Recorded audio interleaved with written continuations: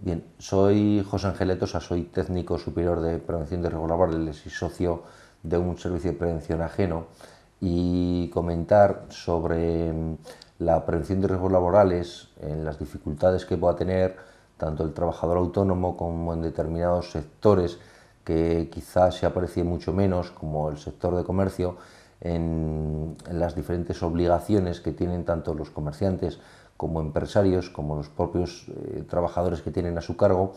debido sobre todo a la ambigüedad de muchas definiciones legales o incluso la falta de regulación sobre los sistemas de gestión concretos que deberían adoptar este tipo de empresas y en esta actividad. Es sabido, en base al propio artículo 10 del Real Decreto 39/97 sobre el reglamento de los servicios de prevención,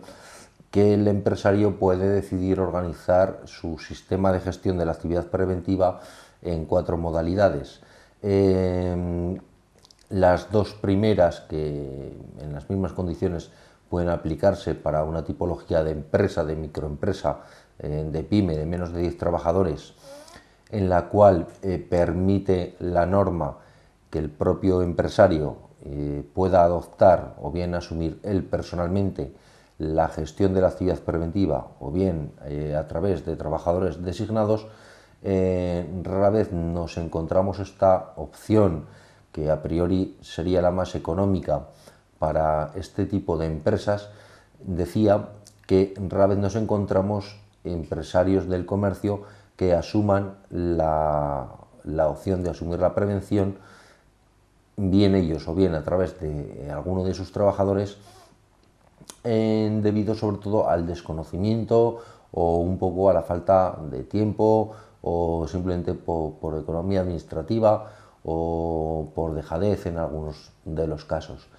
Esta modalidad, que cumplen casi todas las empresas, microempresas, autónomos del pequeño comercio,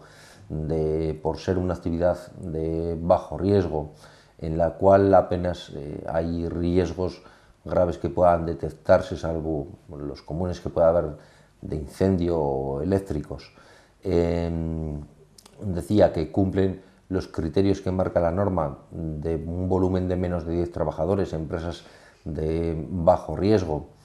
que la actividad se desarrolla habitualmente en el mismo centro de trabajo y que el empresario, simplemente con un mero curso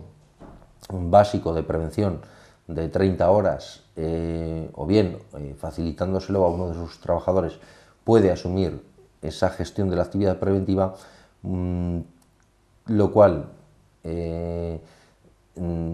dejaría de tener que contratar un servicio de prevención ajeno. Opta por lo segundo, que en principio es lo más costoso económicamente, aunque no hablamos de cantidades que puedan ser significativas o sustanciales para este tipo de empresas. Sí que por comodidad, igual que el resto de gestiones obligadas, como puede ser el tema fiscal o tema contable o tema laboral, se externaliza en entidades autorizadas,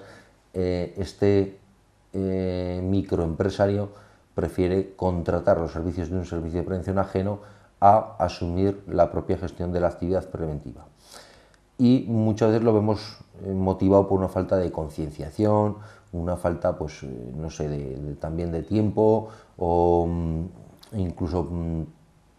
una falta de preparación, de una formación real. También una falta de aplicaciones informáticas en las cuales, de una forma simple, igual que se pueden tener programas de facturas o programas de otro tipo de gestión necesaria en este tipo de microempresas, facilitaran de una forma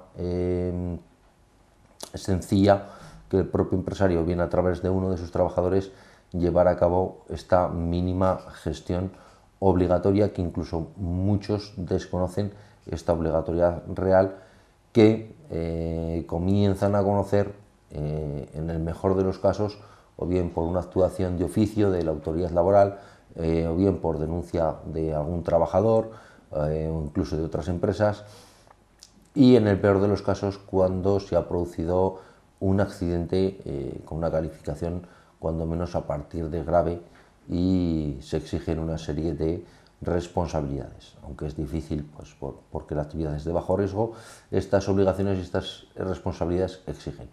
Muchas veces la gran confusión que nos encontramos de las coberturas legales en cuanto al cumplimiento, muchas empresas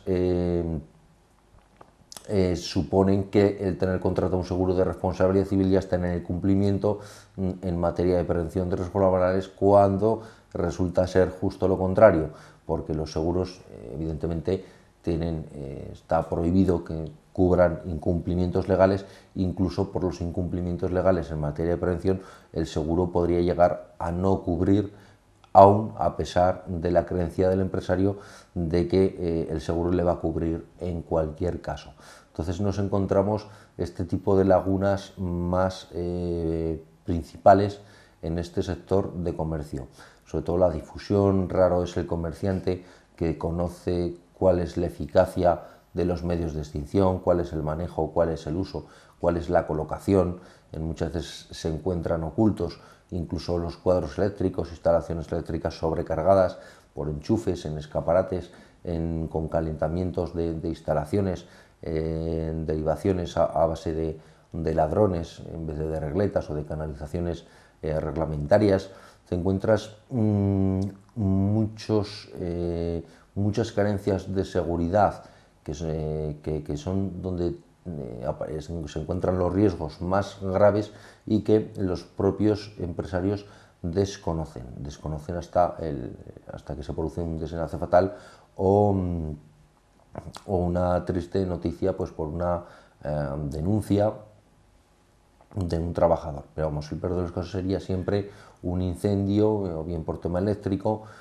Por ejemplo, podría darse el caso como uno de los más habituales que nos encontramos, sobre todo incluso por las cargas de fuego, o incluso el uso de instalaciones o de altillos o de dependencias que no se han sido declaradas en proyectos de actividad. Muchos negocios también desconocen incluso las distancias de las aperturas, de las vías de evacuación que deben quedar libres, de las distancias que tienen que guardar, de lo que serían los sistemas antipánico de apertura de puertas. Incluso algo tan elemental, ya no solo para los propios trabajadores que puedan tener a su cargo, sino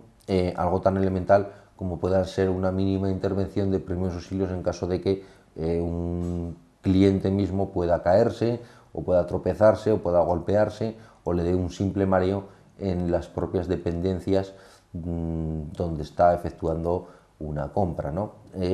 Serían, digamos, materias principales, muy básicas, muy elementales, que garantizarían o animarían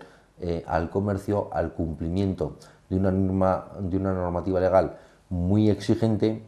y además con un coste económico prácticamente nulo, lo cual, salvo los reconocimientos médicos, lo que sería la vigilancia de la salud, que evidentemente no puede asumirlo, creo que es evidente el porqué en cuanto a los medios humanos y materiales que serían necesarios, y lo tendría que externalizar únicamente con una entidad especializada tipo servicio de prevención. Pero al tratarse de una actividad de bajo riesgo, incluso los reconocimientos médicos, siendo de carácter voluntario por el propio mínimo riesgo que tiene la actividad, de negarse los trabajadores, tampoco supondría coste alguno, con lo cual podríamos tener de una manera muy fácil un sistema de gestión implantado en estas empresas, si se animaran a integrar la prevención asumiéndola de una forma propia, un ahorro de costes y un cumplimiento de la normativa vigente.